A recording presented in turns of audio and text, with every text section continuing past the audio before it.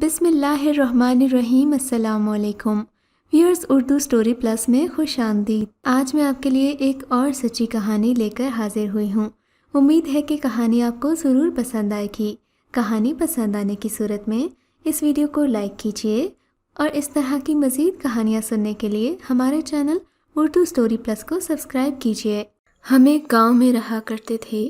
ابا زمینوں پر کام کرتے تھے، اماں کھجور کے پتوں سے چٹائیاں، پنکھے اور چھابڑے بناتی تھی جو شہر کی دکان پر بک جاتے۔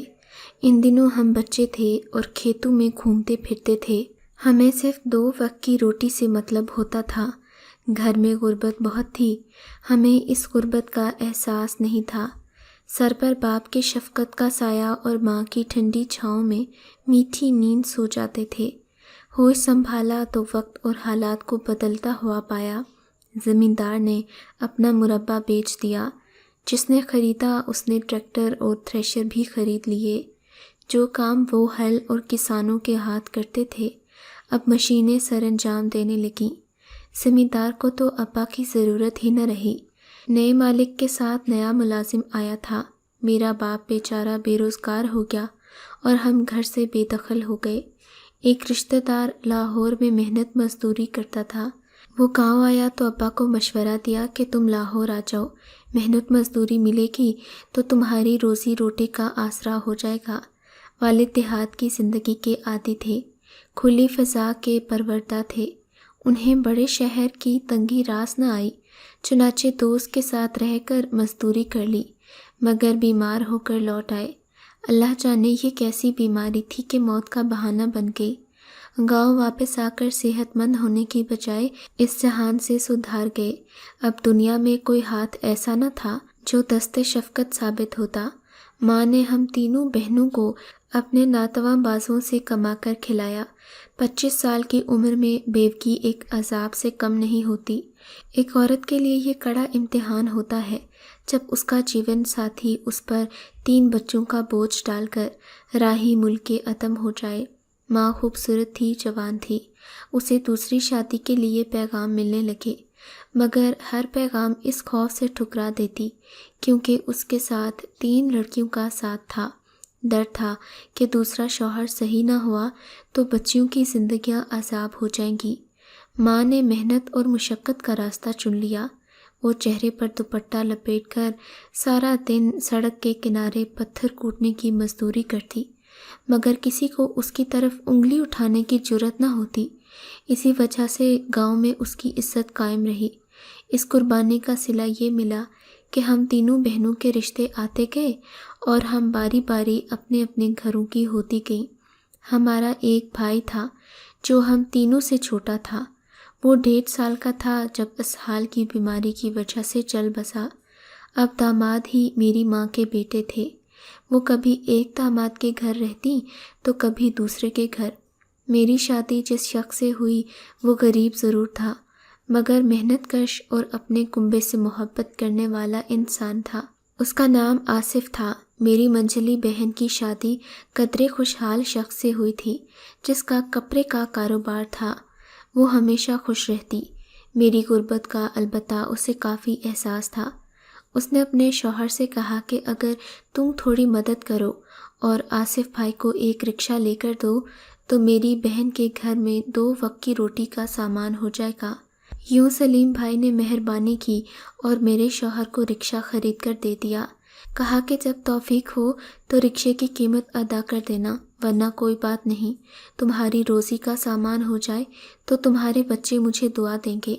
شادی کے 8 سال سکون سے گزر گئے۔ اس دوران میں 2-3 بیٹیوں کی ماں بن گئی۔ بیٹے کی آرزو تھی۔ آصف مجھے ارزدہ دیکھ کر تسلی دیتے کہ بیٹیاں بھی اللہ کی رحمت ہوتی ہیں، تم دل چھوٹا نہ کیا کرو، اللہ بیٹا بھی دے گا، ابھی بیٹیاں ہیں تو ان کی قدر کرو۔ گاؤں میں رکشے کی سواری کم ہی ملتی تھی، مل جاتی تو کرایہ کم دیتے، کرائے سے بھی گزر بسر صحیح نہ ہوتی۔ تب میری چھوٹی بہن نے مشورہ دیا کہ تم لوگ شہر چلے جاؤ، شہر میں رکشے کی سواریاں بہت ملتی ہیں، کرایہ بھی ٹھیک دیتے ہیں۔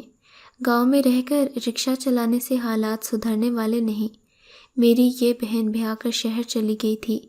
اس کے شوہر کی وہاں کریانے کی دکان تھی، لہٰذا ان کی اچھی گزر بسر ہو جاتی تھی۔ بہنوں کے بہتر حالات دیکھ کر میں نے آصف کو مجبور کیا کہ گاؤں چھوڑو جہاں سارا دن لاری اڈے پر کھڑے ہو کر سواریوں کے انتظار میں سوکھتے رہتے ہو، صبح سے شام ہو جاتی ہے، کسی بڑے شہر میں چل کر رہتے ہیں، آخر بچوں کا پیٹ بھی تو بھرنا ہے نا، یہ اسکول میں جا کر 2-4 جماعتیں بھی پڑھ لیں گے۔ آصف دل کے اچھے تھے، انہوں نے میری بات مان لی۔ ہم ایک قریبی شہر چلے گئے۔ یہاں آ کر شروع سے مشکلات کا سامنا کرنا پڑا۔ سب سے پہلا مسئلہ رہائش کا تھا۔ بہت بھاگ دوڑ کے بعد ایک درمیانے درجے کے علاقے میں ایک مناسب گھر مل گیا۔ اگرچہ کرایہ تھوڑا زیادہ تھا، لیکن بجلی، پانی اور گیس کی سہولت موجود تھی۔ آصف اب سارا دن رکشہ چلاتے اور دن بھر کی کمائی لا کر میری ہتھیلی پر رکھ دیتے۔ جلد ہی ہم اس قابل ہو گئے کہ مکان کا کرایہ ادا کرنے کے بعد پیٹ بھر کر روٹی کھانے لگے۔ تینوں بچیاں بھی ایک نزدیکی سرکاری اسکول میں جانے لگیں۔ آصف کی کوشش ہوتی کہ وہ رات کے لاری اڈے سے بھی سواریاں اٹھا لیا کرے، تبھی ان کو گھر آنے میں کافی دیر ہو جاتی۔ یہ چاند رات تھی جب وہ رکشہ لے کر گئے، تاکہ کمائی ہو تو بچیوں کے لیے عید کا سامان اور تحفے خرید کر لا سکیں اور ہماری خوشیاں دوبالا ہو جائیں۔ وہ واپس لوٹنے والے تھے کہ ایک سواری نے انہیں روکا اور کہا کہ قریبی گاؤں جانا ہے۔ یہ گاؤں شہر سے 12 کلومیٹر کے فاصلے پر تھا۔ رات کا وقت تھا، میری بچیاں اپنے باپ کے لوٹ آنے کا انتظار کر رہی تھیں۔ آصف کا جی نہ چاہتا تھا کہ مزید سواری اٹھائے، لیکن سوچا یہ آخری سہی۔ سواری نے دور جانا تھا تو پیسے بھی اچھے ملنے تھے۔ اشارہ کرنے والا آدمی جب نزدیک آیا تو وہ اس سواری کو اٹھانے پر مجبور ہو گئے، کیونکہ اس نے پولیس کی وردی پہن رکھی تھی۔ آصف نے اپنے دوست سے کہا جو پہلے سے ان کے رکشے میں بیٹھا ہوا تھا، یار بابر، آج تم کسی اور رکشے میں گھر چلے جاؤ، مجھے سواری مل گئی ہے۔ بابر دکاندار ہمارے گھر کے برابر ہی تھا، اسی وجہ سے جب آصف گھر لوٹے تو اکثر بابر بھی دکان بند کر کے سڑک پر کھڑا مل جاتا۔ پڑوسی ہونے کے ناطے اسے رکشے میں بٹھا لیا کرتے۔ ہاں بھائی، میرے گاؤں چلنا ہے۔ وہ رکشے پر بیٹھ چکا تھا۔ آصف نے کہا، صاحب آج کل چاند رات ہے، بچوں کے لیے کچھ لے کر جانا ہے، کرایہ 100 روپیہ دینا ہوگا آپ نے۔ ہاں ہاں لے لینا، اب چلو بھی، مجھے دیر ہو رہی ہے۔ بابر کو آصف نے کچھ رقم جیب سے نکال کر دی اور کہا کہ یہ میرے گھر دے دینا، اپنی بھابھی سے کہنا مجھے دیر ہو جائے گی تو خود محلے کے اسٹور سے جا کر بچیوں کو چیزیں دے دے۔ بابر نے رقم پکڑی اور آصف نے رکشہ آگے بڑھا دیا۔ جب سواری کی منزل تھوڑی سی رہ گئی تو اس نے آصف کو رکنے کا کہا اور رکشے سے اتر پڑا۔ قریب ہی موٹر سائیکل والا جا رہا تھا۔ ودی والے نے اسے روکا، اوئے کاکا ٹھہر، مجھے بھی گاؤں جانا ہے۔ سائیکل والا نوجوان ٹھہر گیا۔ کرایہ 100 روپے طے ہوا تھا جو بغیر دیے ہی وہ چلتا بنا، تو آصف نے رکشہ چلا کر سائیکل کے مقابل روک دیا اور کہا، بڑے صاحب آپ شاید کرایہ دینا بھول گئے ہیں۔ بڑے صاحب نے مونچھوں کو تاؤ دے کر کہا، پہلے کبھی کرایہ دیا ہے جو اب دوں گا؟ آصف نے رکشہ اور آگے بڑھا کر سائیکل کو روکا اور کہا، صاحب آج چاند رات ہے، کل عید ہے، کرایہ تو آپ سے ضرور لوں گا۔ اس پر وہ غصے سے بھنا کر اترا اور گالی دے کر کہا، دفع ہو، ہٹ راستے سے، بڑا آیا کرایہ لینے والا۔ آصف گالی برداشت نہ کر سکا اور اس نے آگے بڑھ کر اس کا گریبان پکڑ لیا۔ ایک غریب رکشے والے کی اتنی جرأت! یہ جرأت اسے پسند نہ آئی۔ اس نے پستول نکال لیا۔ چھوڑ گریبان، ورنہ یہ گولی تیرے سینے کے پار کر دوں گا۔ میں پستول سے نہیں ڈرتا، آصف نے کہا، کرایہ تو لے کر رہوں گا۔ رکشے والے بھیا چھوڑ دو، تم چلے جاؤ، بڑے صاحب کا غصہ نہیں جانتے کیا؟ سائیکل والے نے منت کی۔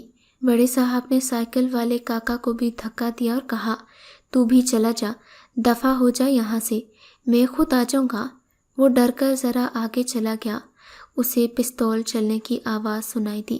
سائیکل سوار نے مڑ کر دیکھا، رکشے والا اپنے رکشے کا سریا پکڑ کر جھول رہا ہے اور وہ شخص لمبے لمبے ڈگ بھرتا سڑک سے نیچے اتر گیا۔ کاکا پلٹ کر آیا۔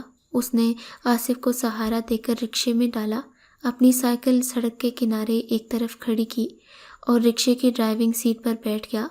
وہ رکشہ چلانا جانتا تھا۔ یہ بابر کا برادر نسبتی تھا جو کبھی کبھی سائیکل پر اپنی بہن سے ملنے بابر کے گھر آتا تھا۔ وہ رکشہ لے کر ہمارے گھر کے دروازے تک آیا اور کہا، باجی خون بہت بہہ گیا ہے، شاید پہلو میں کہیں گولی لگی ہے، بابر بھائی کو بلاتا ہوں تاکہ انہیں ہسپتال لے جائیں۔ وہ بابر کو بلانے گھر کے اندر چلا گیا، لیکن جب تک بھائی نکلتے میرے شوہر بے ہوش ہو چکے تھے۔ دونوں آصف کو ہسپتال لے گئے، اپنا خون بھی دیا، لیکن وہ جانبر نہ ہو سکے۔ اس واقعے کو بڑا عرصہ گزر چکا ہے۔ پولیس والا اب دنیا سے سدھار گیا ہے، لیکن اس واقعے نے میری اور میری بچیوں کی زندگی میں گہرے زخم ڈالے۔ آج بھی ہمارے ذہنوں میں پہلے دن کی طرح تازہ ہے۔ میں آج بھی اس بات پر حیران ہوتی ہوں کہ صرف 100 روپے کی خاطر اس سنگ دل نے میرا سہاگ اجاڑ ڈالا۔ میری تینوں بچیاں اسی طرح یتیم ہو گئیں جیسے ہم بہنیں ہوئی تھیں۔ ماں نے گاؤں میں محنت مزدوری کر کے ہمیں پروان چڑھایا تھا، لیکن وہ دور اور تھا۔ آج میں اپنی بچیوں کو پالنے کی خاطر گاؤں چھوڑ کر شہر آئی تھی۔ ایک رشتہ دار نے بتایا کہ راولپنڈی میں گھریلو کام کے لیے کوٹھیوں کی بیگمات کی مددگار عورتوں کی ہمہ وقت ضرورت اور حاجت رہتی ہے۔ ان عورتوں کو اچھے پیسے ادا کیے جاتے ہیں، کھانا، پیسے، کپڑے بھی ملتے ہیں۔ صرف رہائش کا مسئلہ حل کرنا ہے، مگر کبھی کبھی وہ بھی کام کے ساتھ مل جاتی ہے۔ اسی رشتہ دار نے 1 ماہ ہمیں اپنے کرائے کے مکان میں ٹھہرایا، 1 کمرہ کرائے پر رہنے کو بھی دیا۔ ہم نے 1 ماہ یوں تو گزارا۔ مجھے اور میری تینوں بچیوں کو کام مل گیا۔ تینوں کی اتنی اجرت مل جاتی کہ ہم نے چھوٹا سا گھر بھی کرائے پر لے لیا۔ ایک میں ہم، دوسرے کمرے میں ایک بیوہ، اس کے 2 بچے اور ساس رہائش پذیر تھے۔ اسی عورت نے ہمیں بنگلے میں کام دلوایا تھا، اور بنگلے والی بیگم نے میری بچیوں کو اپنی بہن کے گھر رکھوا دیا۔ میری بیٹیوں کا کام بیگم صاحبہ کے 2 چھوٹے بچوں کو سنبھالنا اور کھلانا تھا۔ اللہ بڑا رازق ہے، اس نے ہماری روزی کا سامان کر دیا۔ مجھے کسی کے آگے ہاتھ پھیلانے کی ضرورت نہ رہی۔ جس بنگلے میں کام کرتی تھی، کچھ عرصے بعد بیگم صاحبہ کی وفات ہو گئی۔ میں نے جی جان سے گھر سنبھالا۔ صاحب پڑھے لکھے آدمی تھے، ذات پات اور پیسے کی بنا پر کسی کو گھٹیا نہ سمجھتے تھے۔ حالانکہ مجھ سے عمر میں کافی چھوٹے تھے، لیکن انہوں نے مجھ سے نکاح ثانی کر لیا، مجھے میری بچیوں کی کفالت کا یقین دلایا۔ میں تو ان کے ظرف پر حیران رہ گئی، کہاں میں کام والی اور کہاں وہ اتنے بڑے افسر، اتنے بڑے بنگلے کے مالک۔ ان کی اعلیٰ ظرفی اور محبت نے مجھے ان کا دیوانہ بنا دیا ہے۔ میں ہر وقت ان کی ممنون رہتی ہوں اور اللہ کا لاکھ لاکھ شکر ادا کرتی ہوں جس نے مجھے ایک بیوہ سے ایک اتنے بڑے بنگلے کی مالکن بنا دیا۔ اگر آپ کو یہ کہانی اچھی لگی ہے تو ہماری ویڈیو کو لائک کیجیے، اور اس طرح کی مزید کہانیاں سننے کے لیے ہمارے چینل کو ضرور سبسکرائب کریں۔